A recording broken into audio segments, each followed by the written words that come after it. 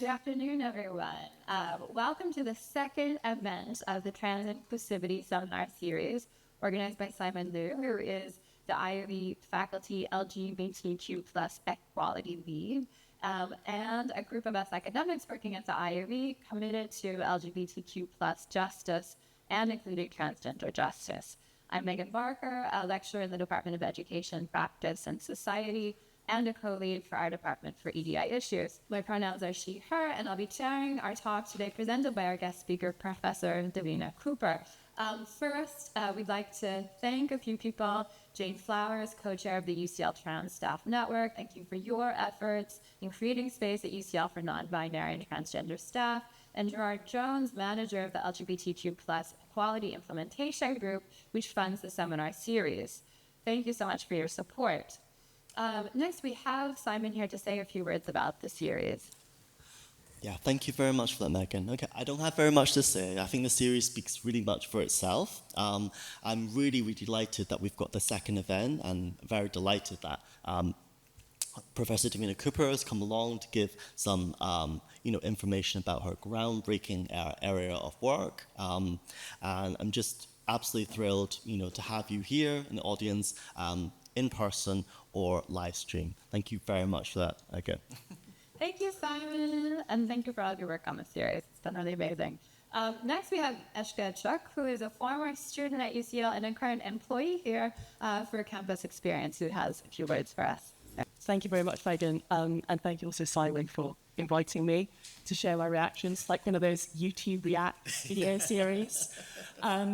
As Megan said, I was a philosophy student here for 4 years, and I currently work for Campus Experience and Infrastructure. Part of my work involves community research, and a project I'm currently working on is focusing on exploring and amplifying the experiences of trans students in UCL halls. So many interesting things are coming out of that project, and one of the things that's been shared by, a sentiment that's been shared by so many students has been the desire for more positive visibility, and that's part of why I'm so excited that Simon's organised this. He's delighted, really, because it's something that so many trans students, myself included, really want to see and have wanted to see for a long time. So especially given the fraught relationship, shall we say, that transness has with academia, it's really wonderful to have events that are trying to bridge that gap, build positive relations with us. I'm also thrilled by the fact that this is the first time in 4 years that there's actually more than one event to go to. In previous years, we had one seminar if we were lucky, major FOMO if you couldn't go. So the fact that we've already had one lecture in the series by Deborah Shaw. QUCL organised a talk 2 weeks ago by Kit Hayem, and we've got Davina's talk today, and then 2 more to come after that. So really, we're spoiled for choice. It's wonderful. If I may take a more somber note for a moment, though, it's not really been a great week for trans people and our allies in the UK. I realise that it's highly, highly unlikely that anybody who's been directly affected is going to hear this, but I'm so sorry. I'm sorry for everything that you've lost and you're going to lose, and for the futures and lives that have been taken away from you. I just wish that I could take some of your pain away, and more than anything, I wish that I could give you the care that is your right. I know these are just words, but I hope that you can believe that who you are is undiminished no matter what. And that's really why this series, what it represents, feels so important, even more than it did a week ago. We have to keep going, we have to keep persevering, enduring, to claw back futures that are being destroyed before our very eyes. It feels so easy to say and impossible to do, but I hope it's true that knowledge is power, and the more we learn, the better equipped we will be to reclaim that future. So I'm really looking forward to learning from Davina today. Thank you so much, Ash. It's really powerful. And now it is my honor to welcome Professor Davina Cooper to share my talk with us today. So just a few words about Davina Cooper. Is a research professor in law and political theory at King's College London, an interdisciplinary scholar whose work focuses on concepts, transformative politics, state activism, and experimental communities.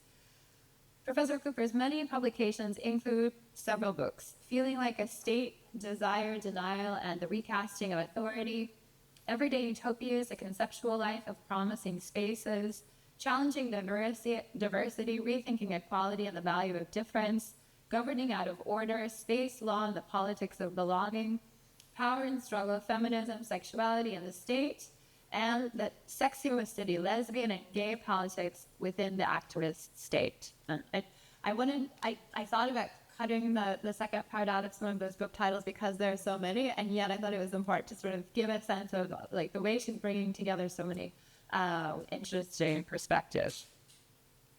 Between 2018 and 2020, she directed the ESRC-funded research project on the future of legal gender, which explored the implications and states of abolishing legal sex and gender status. In October 2022, Davina started to work on a 2-year Leverhulme major research fellowship entitled Gender and the Conceptual Imagination, which aims to advance our understanding of conceptual prefiguration as a methodological, empirical, and theoretical approach in relation to gender. She has also directed the AHRC Research Center in Law, Gender, and Sexuality based at universities of Kent, Keele, and Westminster. She was the research dean for the social science faculty at Keele. She has been a specialist advisor to the Education and Employment Parliamentary Select Committee, a magistrate, and a local London councillor. She is a founding editor of the interdisciplinary Routledge book series Social Justice. She is an elected fellow of the British Academy and elected fellow of the Academy of Social Sciences. So I think this gives a sort of sense of the way she's bringing together all these really important diverse spheres into conversation. We're really excited to hear this talk. Before we begin, we should also note that after the talk, online participants or in-person participants can send their questions on Slido through slido.com using the code #translaw. Participants in the room, if you want to submit your questions anonymously after the talk, you can do that using the Slido, or you're welcome to raise your hand as well. You sort of have those two options. Again, with the Slido, it is slido.com, and the code is #translaw. And as a general safety announcement, in case of fire, all participants should follow the event stewards to the nearest fire exit and the assembly point. Now, if you could all join me in welcoming Professor Davina Cooper.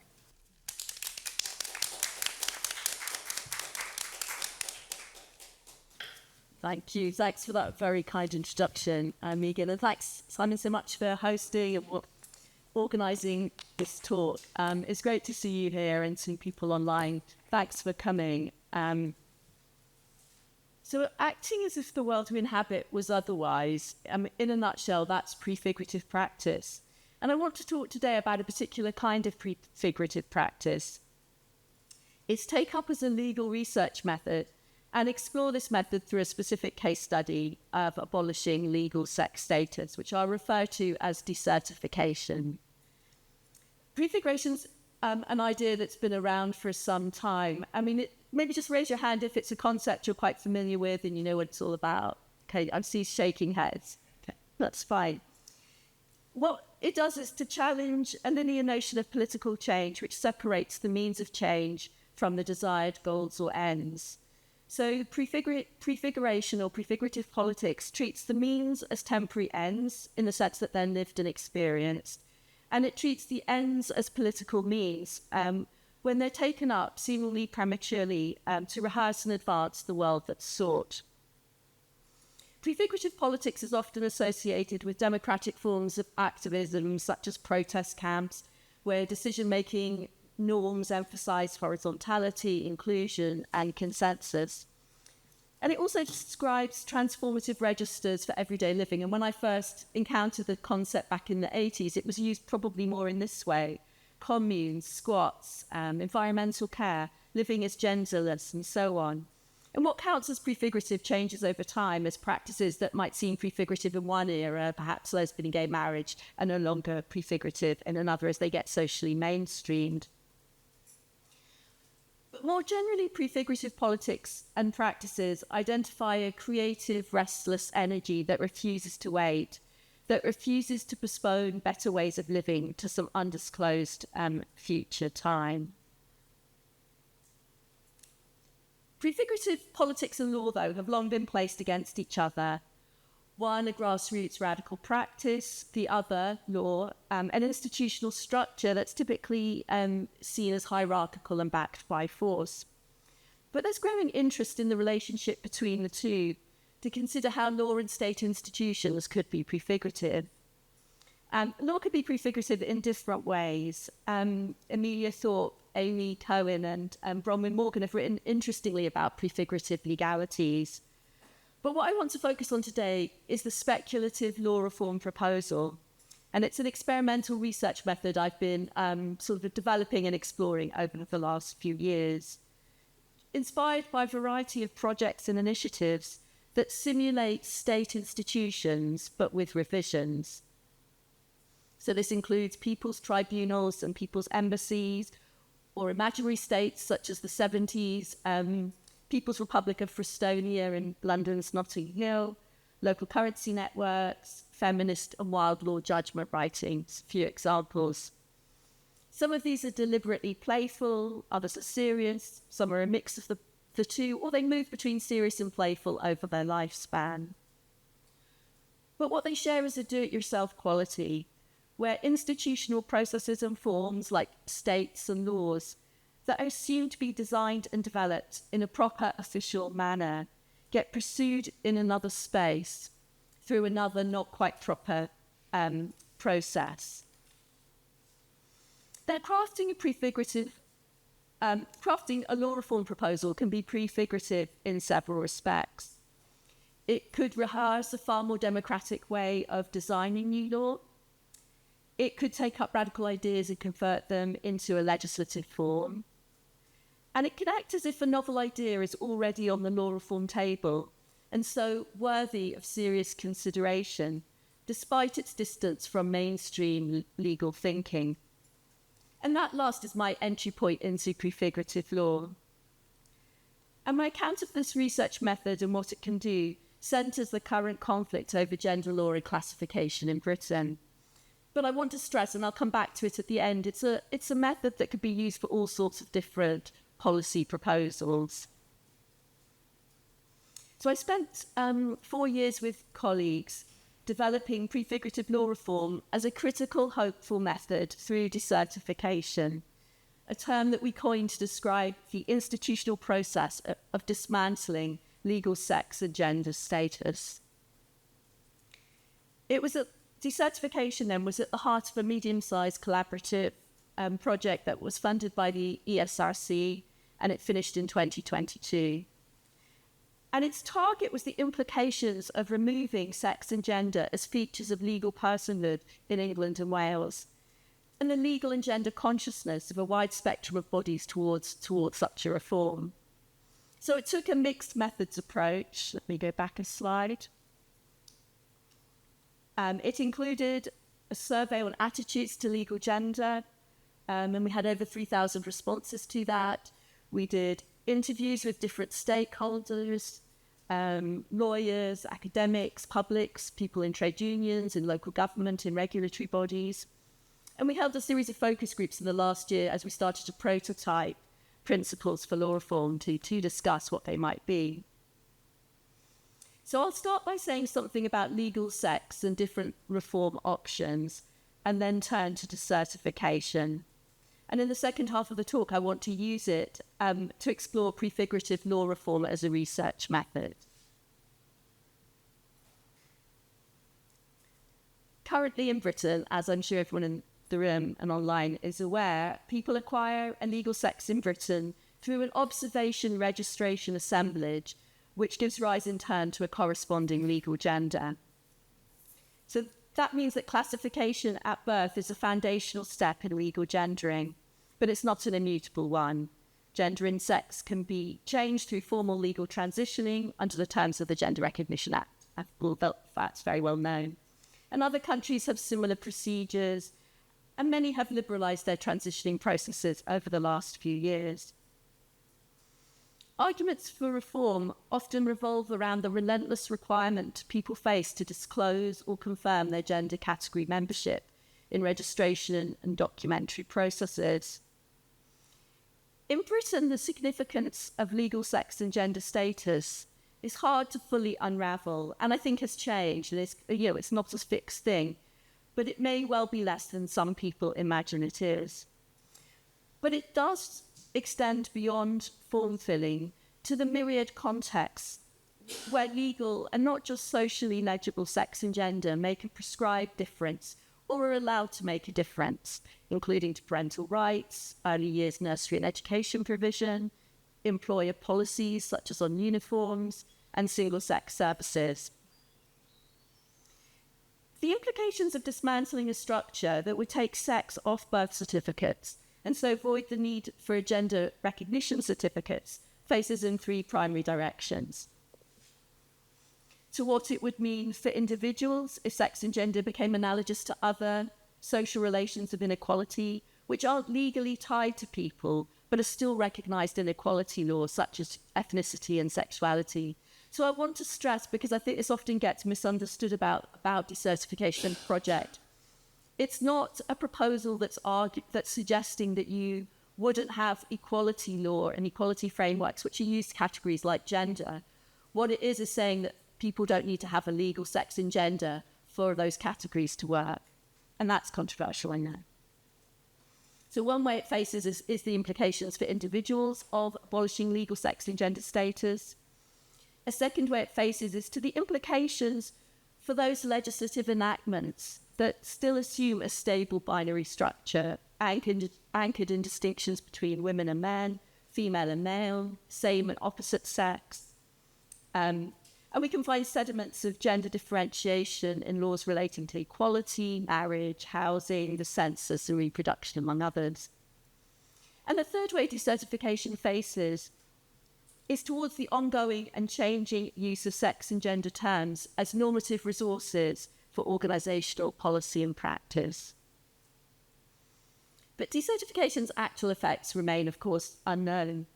I think it's the direction of law and policy travel in many countries over the coming years, even though Britain feels like it's moved in the reverse direction, certainly since our project started.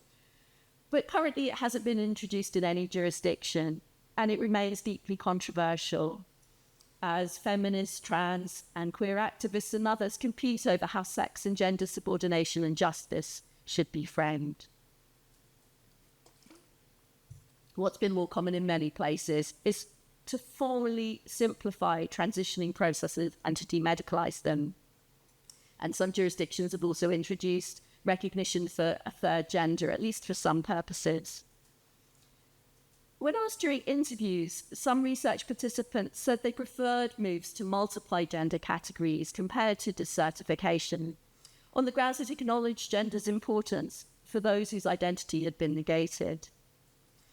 Some others saw it as a necessary intermediate step, like civil partnerships for gay people in advance of equal marriage. But moving to a system of gender and sex recognition based on choice and plurality begs the question, why then treat sex and gender as relevant statuses for law? If sex and gender are being hollowed out, if they're becoming destandardized terms that tell us little about people's lives, what good reason is there for sex and gender to remain legal aspects of personhood? And this question sits behind decertification. But as a proposal to institute change with all the upheaval that might bring, critics repeatedly asked us, why now? Well, the obvious answer is to ease the lives of people who don't fit the categories to which they've been assigned. We live in a world indelibly encoded by gender, where living outside conventionally gendered forms remains immensely difficult.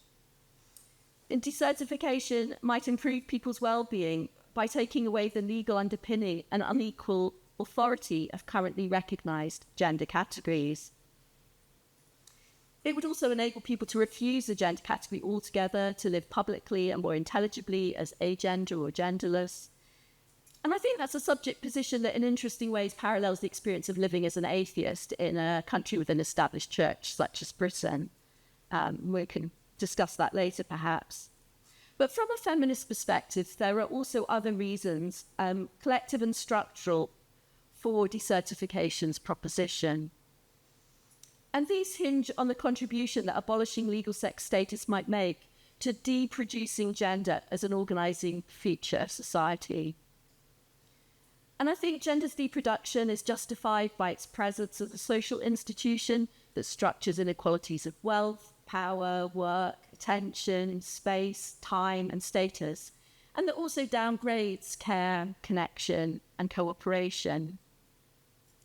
Decertification would challenge the symbolic significance of sex and gender as essential properties of subjects that are so important and so core that they need to be registered at birth and held on to for most people throughout the life course. And it might help to reduce gender-based socialisation, or at least its legitimacy, perhaps in institutions engaged in early years, care and education, since sex and gender categories couldn't be used so explicitly and confidently, at least, to divide children and to allocate them to different spaces, activities, norms and treatment. But whether decertification would have these feminist benefits is, of course, uncertain. Critics told us that decertification wouldn't dismantle gender or stop its production as an asymmetrical system of difference, but simply make it harder for women to reference sex for remedial and ameliorative purposes, such as for women-only spaces and positive action. And risk assessment here proved a major flashpoint. Critics argued that women-only spaces, such as refuges and prisons, would become more dangerous if there was no clear way of excluding biological males who self-identified as women. And critics also challenged what they saw as a disingenuous neutrality and universalism. And a trade union official pithily put it, it's like taking a number plate off a car and saying you've changed the car. You haven't changed the car and the car is still a car. That's not going to deal with pollution, is it? So for critics of decertification, treating gender as elective and mutable dangerously obscured the structural relations operating between women and men and would seemingly permit governments to wash their hands of gender as a social policy concern. But as I said, decertification doesn't require sex, or as we would want to frame it, gender, to be removed from British equality law or from equality policies or other kind of remedial institutional structures. But what it does do is separate out the remedial use of gender categories from an insistence that membership in those categories should be legally determined and defined.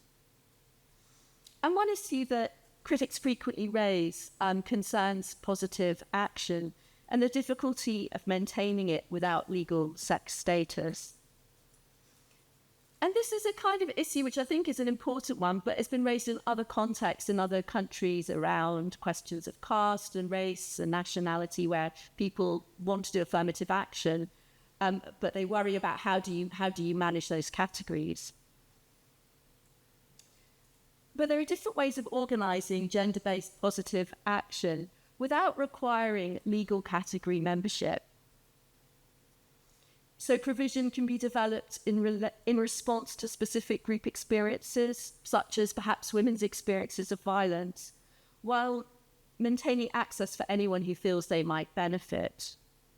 Or provision can be linked to a group to signpost what's being offered, but welcoming anyone who self-identifies as a member or as part of a related category. So provision that's framed for being for women might also include people who self-identify as non-binary. And a public agency manager told us about their women's leadership program in these kinds of terms. If you identify as a woman, do come along. It's about addressing the underrepresentation of women in senior positions and supporting and identifying future talent. But we're not going to turn around and say to non-binary people, no, you can't come. So there you might use the categories, but it allows people to decide whether they fit within what the provision is.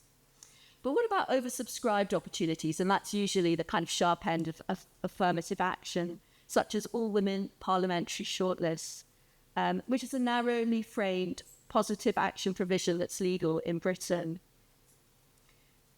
Does avoiding opportunistic entry by men claiming to be women, if you imagine decertification and there's no legal status, but does it require both a clear definition of what it is to be a woman and evidence of category membership? And this was a sharp point of contention a few years ago around women-only parliamentary shortlists. While some argue that positive action requires a developed definition of the category and of the evidence needed to prove belonging, it is possible to work with less specificity.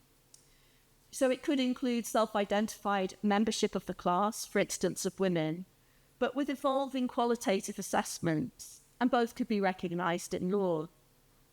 So qualitative assessments, like you think of the panels that are making decisions about who to have as their candidate, can foreground the criteria that matters to them, which could be about understanding or experiencing exclusion and subordination as a woman. So the person who says, I'm a woman but has no experience would not look very strong in those terms.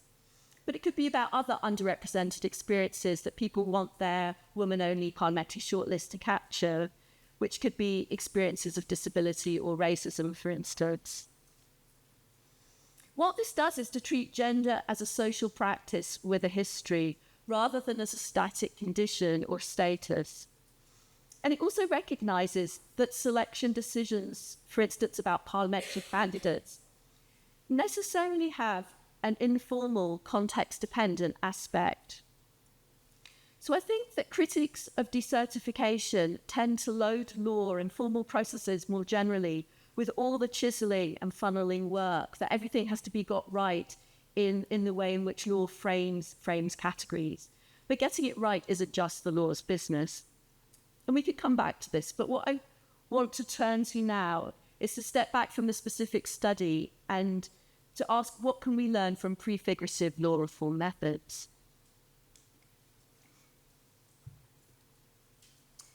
Opening a research project with an imagined proposal for reform inverts conventional socio-legal methods, which typically, and you would think logically, start with a problem to investigate and turn to solutions at the end.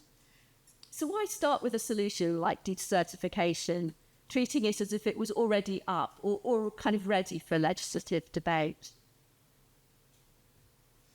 Well, first, a speculative law reform can provide a useful lens through which to analyse the status quo. So asking people about a seemingly major change prompts the sharp expression of feeling towards current arrangements. It also exposes under-attended to reasons for change, and it tracks informal reforms already underway. So I'll say a bit more about those three different elements. So in interviews, people's divergent commitments surfaced as they talked about their fears, concerns, hopes, desires, and priorities, along with the terms through which their attachments got articulated. Among critics of decertification, proprietary and nativist accounts of gender became evident as women critics suggested that the category of women belonged to them and was defined by them in a kind of we were here first politics. Others took up the proposal to decertify to identify problems with what currently exists. These were often framed in terms of rights and interests of minority groups who were disadvantaged by current legal arrangements. But starting with a systemic solution prompted more structural reflections by pinpointing the changes that decertification would make. So if you start by asking people, what's wrong with the current system, you get one set of responses. But if you start with something which is going to change the system in a structural or systemic way, what it exposes is some of the work that the system does, which may be so naturalized that it's not really attended to. So prefigurative law reform is valuable in this respect because it opens up the question of why. Why do it? As a question that goes beyond already established and articulated interest group politics. This why tends to the harms that are exposed by imagining change to a structural feature of society. But it also pivots to the possibilities that radical change can accomplish. In this sense, why questions the willingness to put up with stuff. And more fundamentally, it shows what's being put up with by speculatively tracing more hopeful visions of what could be. A legal proposal like decertification also reveals changes underway. In Britain, trade unions, NGOs, regulatory bodies, and local government have been introducing policies and rules and services at odds with the binary sex status commitments of state law. The non-binary in particular is a community-led category that some public bodies recognise and have protected, and certainly that was true during the period of our research. But officials also described how their policy practice made room for gender as plural, as mutable, and as self-identified, despite state law's very different approach. The Council Equality Officer said, "We do have an option for MX, for example, we put in our register and on our forms. By asking the question, we're trying to start to count and trying hard to identify different people's needs."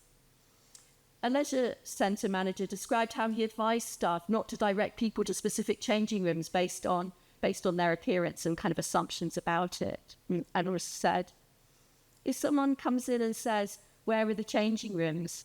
we say we've got a male changing room there, a female changing room there, and an accessible changing room there, and allow them to make that choice. We can think of these developments as instances of soft decertification, as public officials carry new imaginaries of gender into their policy practice. But these new imaginaries, as I think everyone here today appreciates, didn't go unopposed. Letters, meetings, FOIs, and a wave of litigation have countered soft decertification's progress. And unsurprisingly, what then surfaced in interviews was a tremendous anxiety and uncertainty that was felt by many actors who saw themselves as having to navigate between two bitterly opposed gender projects. An interviewee in domestic violence services described getting splinters in her backside from navigating divisions between sex-nativist feminism and gender identity politics. Others described being out of their depth, or told us how they retreated into their specific public agency role. And one council official said, "Some people will say to us, well, there's a theatre called," name omitted, "they've got gender-neutral toilets, why don't we have? We're not a theatre. We have to cater for the whole community. We're a council. We have to strike a balance. We don't want to just sort of pander to the most conservative, but at the same time, we're serving the whole community." And you can kind of hear the hesitation and lack of comfort in their words. But from 2018, which was when our project started, opposition to self-identification grew most publicly, but although not solely, and I think that's important, it wasn't exclusively among feminists. Many public bodies that had adopted a self-ID approach started to face legal and political pressure to revert to the equality language of sex rather than gender, to treat sex and gender as binary and not plural, and to recognise people's sex and gender as fixed and legally inscribed rather than as flexible and self-authorised. So asking organisational work is about a law reform proposal to abolish legal sex. So asking about something quite speculative and seemingly in the future brought both the development of soft decertification to the fore, but also the difficulties and challenges it was facing.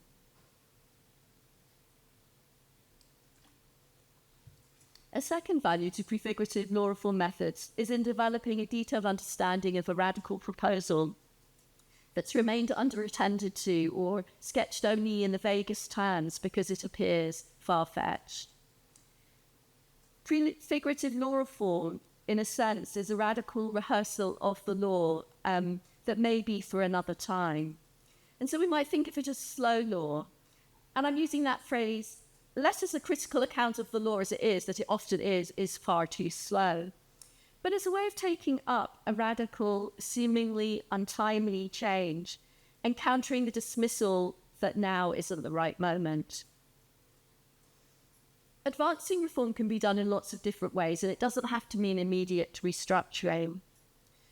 Slow law asks what might be done now to support longer-term projects, recognising that possibilities and constraints fluctuate over time, and that change can happen rhizomatically through unexpected lines of growth.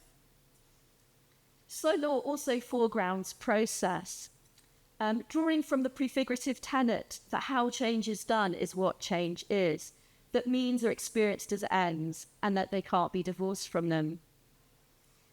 Like slow food or slow cities, and some people tried to develop slow academia, which didn't take off. Slow law can be a creative, participatory, even pleasurable way of advancing radical change. And while it may explicitly or tacitly present law as change's motor, slow law can also operate more symbolically. So decertification could designate or name its own obsolescence. Despite episodic resistance that paradoxically also produces decertification as a life and relevant objective, decertification can make itself redundant through a slew of practices, policies, norms, and laws that over time hollow out sex and gender's legal significance. So, eventually there's nothing there that this legal shell is holding up. In rehearsing change, law reform projects have much to learn, I think, from critical design studies' use of prototyping. In prototyping or critical prototyping, the aim isn't to move linearly towards perfect functionality, but to create things that prompt and stimulate new ideas and questions. So in acting as a prompt, a legal proposal inverts law reform's conventional funneling structure where a lot of things go in and something far narrower and more modest comes out. Instead, the law reform proposal becomes this kind of quite narrow starting point, and out of which a kind of diversity of paths wend. So, as a law reform idea, decertification was intended as an entry point, not an end one, a way of prompting ideas, concerns, and questions, and not necessarily of resolving them. And this is important. Prefigurative law reform research doesn't necessarily mean developing a proposal to advocate, and we remained uncertain about decertification through to the project's end. And we can talk more about that later on, like what the reservations were. But positing it as a legal proposal was animated by an intuition that it was worth addressing, but it was a proposal we weren't proposing, at least not in a form that would allow it to be captured by a neoliberal agenda. And in the current conservative context, it may not be a reform that you would want this government perhaps to implement.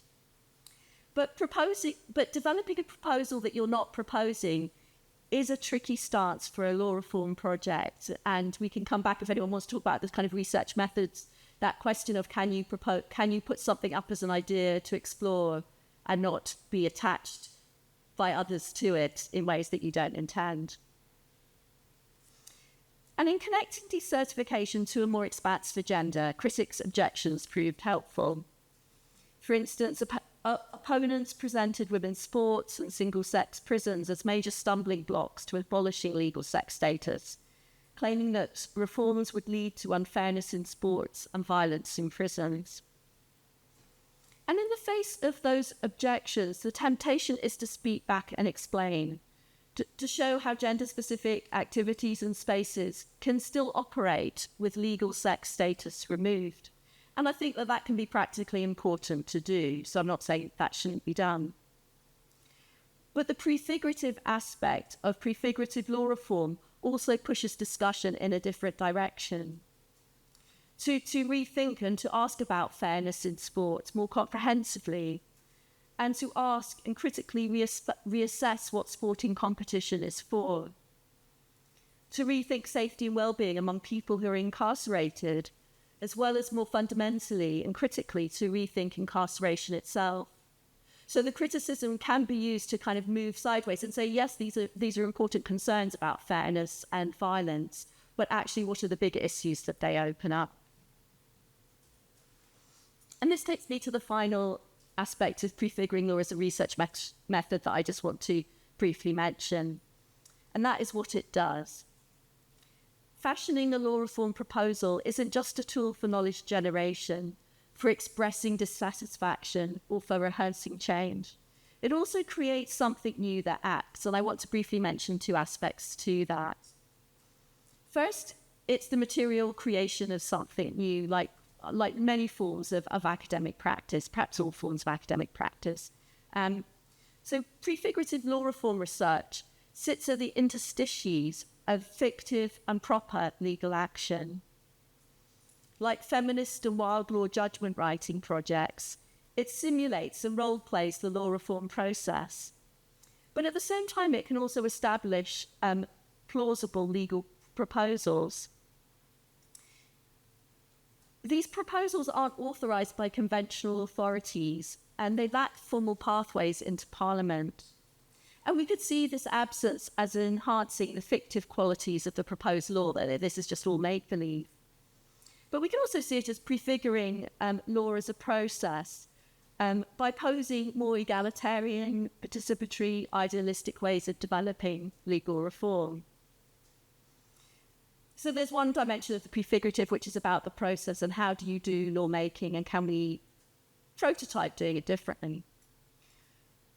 But also as a proposal that operates outside of conventional processes, the future of such a reform like decertification is uncertain and open-ended.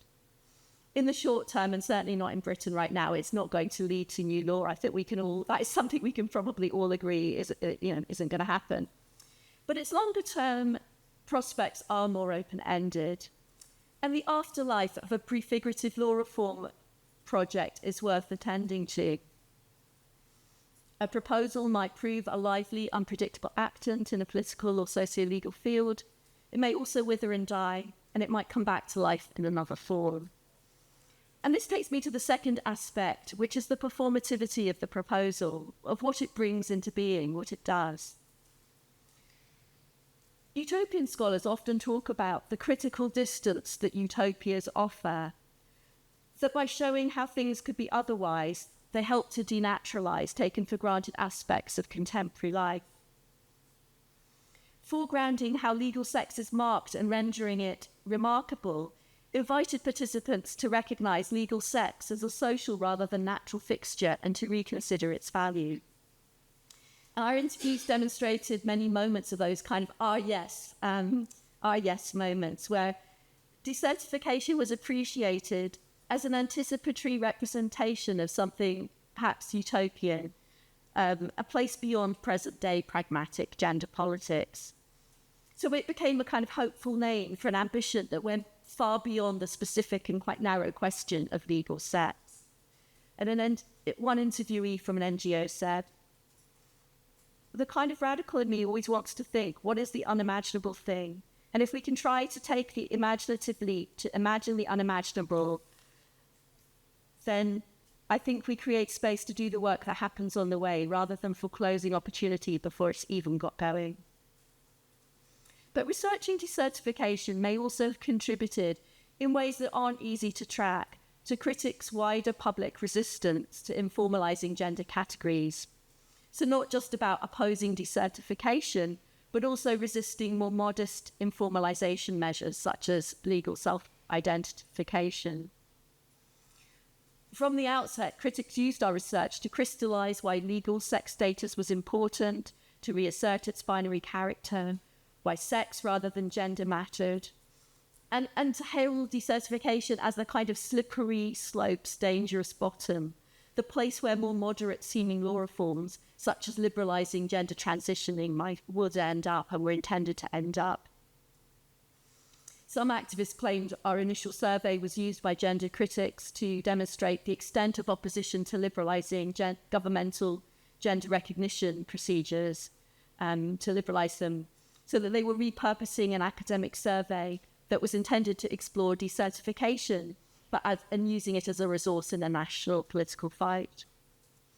And when we produced our final public report in 2022, some newspapers used it to identify the abolition of legal sex status as the real agenda lying behind more moderate reformers' efforts. So, more generally, while prefigurative law reform is speculative, it lands in a political arena that will use it, shape it, and give it meaning. And I don't think that this undermines its value, but it does mean that prefigurative law research has to be done with reflexivity, with care, and with political awareness. And in doing those things, what also it can mean is that future-facing work is very much sort of tied to present day controversies and public concerns with a very short leash. And sometimes when I talk about the project, people say, you know, what would the project have looked like if the political climate was quite different? And you could imagine it having to really address other concerns, but not the tension around sex and gender. So let me briefly conclude. Prefigurative law reform research provides a method for critically analysing the social relations in which it finds itself, for considering new ways of organising social life without a taken for granted institutional structure like sex and gender, for exploring the rhizomatic ways that change does and can happen, whether at the margins or the centre of mainstream life, for designing and prototyping reform beyond the terms of what currently seems politically viable, and for conducting reflexive research on what happens when academic research intervenes in a legal and political arena, and how it gets both reimagined and rematerialized in the process. And I focused here on abolishing legal sex status, but prefigurative law reform is a versatile method. And we could think about other potential projects in this light, abolishing legal age for adults, like once you hit 18, you can imagine a speculative law reform project which says, well, what would happen if we abolished legal age? And you think of all the issues that would raise about what work does legal age do, what are the problems with it, and how do we think about age in the current moment? Or it could be about dismantling national borders, or dismantling prisons, or the development of new structures and entitlements in housing, work, money, welfare, and so on. It's easy for prefigurative methods to be dismissed as ludic and irrelevant, given the important achievable reforms that are certainly required. And from a different perspective, law itself may be subject to the critical imperative to be cleared away to make room for essential change through grassroots means. But prefigurative law reform refuses both of these moves. Instead, it makes claims on the techniques and possibilities that an institutional structure such as law offers, and it provides one method for utilising them in the form of a proposal that imaginatively and practically pursues radical change. Thank you.